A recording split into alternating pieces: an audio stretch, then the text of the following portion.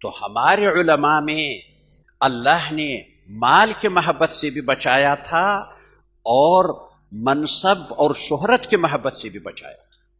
میں اسی سلسلے میں حضرت نانوتوی علیہ رحمہ کی دنیا سے بے رغبت تھی اور شہرت سے بے رغبت تھی، جو بانی دارالعلوم دیوبند ہے.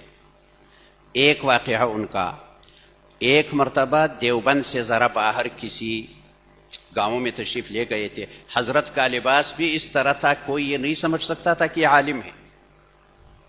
تو اتفاق سے کسی مسجد میں پہنچ گئے، نماز کا وقت تھا، مغرب کی نماز کا. تو اتفاق سے امام صاحب بھی نہیں ہیں، کوئی ان کا قائم مقام بھی نہیں ہے. نماز کا وقت آ گیا تو لوگوں نے ادھر ادھر دیکھا. پھر آخر میں یہ ایک نئے آدمی تھے جن کی داڑھی تو تھی، ایسے بظاہر یہ نہیں لگ رہے تھے کہ عالم ہیں. تو لوگوں نے ان سے کہا کہ آپ نماز پڑھا سکتے ہیں؟ تو انہوں نے کہا کہ امام صاحب کہاں ہے؟ کہا کہ امام صاحب نہیں ہے. تو کہا کہ کوئی اور نائب؟ کہا کہ وہ بھی نہیں ہے. آپ میں سے کوئی پڑھائیں؟ تو کہا کہ ہم میں سے کسی کو عادت نہیں ہے، نہ کبھی نماز پڑھائی ہے. تو کہا کہ اگر آپ پڑھا سکتے ہیں تو پڑھا دیجیے. تو حضرت نے کہا کہ چلیے دیکھ لیتے ہیں. تو حضرت نے مغرب کی نماز پڑھا دی. حضرت نانوتوی بانی دارالعلوم. یہ وہ چیز ہے جو میں سمجھتا ہوں کہ اللہ نے نانوتوی کو کہاں تک پہنچا دیا. تو خیر نماز پڑھا دی. لوگوں کا یہ خیال ہے کہ یہ عالم بھی نہیں ہے، پوچھ رہے ہیں کہ آپ نماز پڑھا سکتے ہیں، جبکہ ان کا نام مشہور ہو گیا تھا. نام سے وہ جانتے تھے لیکن حضرت یہ نہیں بتایا کہ میں کون ہوں. اتفاق یہ ہے کہ نماز پڑھاتے ہوئے پہلی رکعت میں بعد والی صورت اور دوسری رکعت میں پہلی والی صورت حضرت نے پڑھی، وہ خیال نہیں رہا. اور وہ صورتیں عام طور پر لوگوں کو بھی یاد ہوتی ہیں. جب سلام پھیرا تو لوگوں نے ادھر سے شور مچانا شروع کیا کہ ہم نے تو پہلے سے کہا تھا کہ نماز پڑھا سکتے ہو، یعنی جب نہیں پڑھا سکتے تھے تو کیوں ہماری نماز خراب کر. تو حضرت کو سنا دیا کچھ.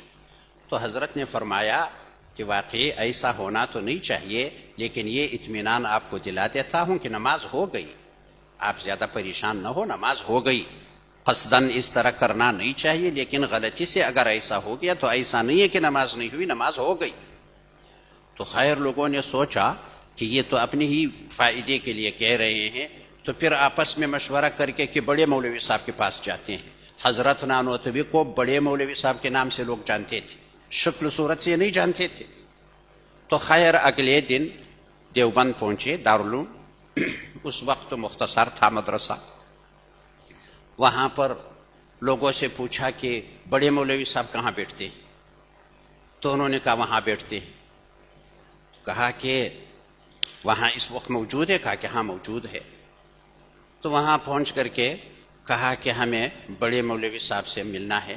تو حضرت نے کہا نہیں، وہاں جیسے ہی پہنچے قریب میں تو کہا کہ بڑے مولوی صاحب مولوی قاسم صاحب سے ملنا ہے. تو کسی نے کہا کہ وہی تشریف فرما ہے. جب وہاں اندر چلے گئے تو یہ وہی شخص ہے جنہوں نے نماز پڑھائی ہے، جن کے بارے میں انہیں معلوم کرنا ہے کہ نماز صحیح ہے یا نہیں ہے. تو پھر لوگوں نے کہا کہ آپ نے ہمیں بتایا کیوں نہیں کہ آپ بڑے مولوی صاحب ہیں، ہم تو پریشان ہو گئے کہ آپ نے ہماری نماز خراب کر دی. تو غرض یہ ہے کہ اس حد تک تواضع. هذا القرآن يوحدنا لطريق الخير يوجهنا الله تعالى أنزله ورسوله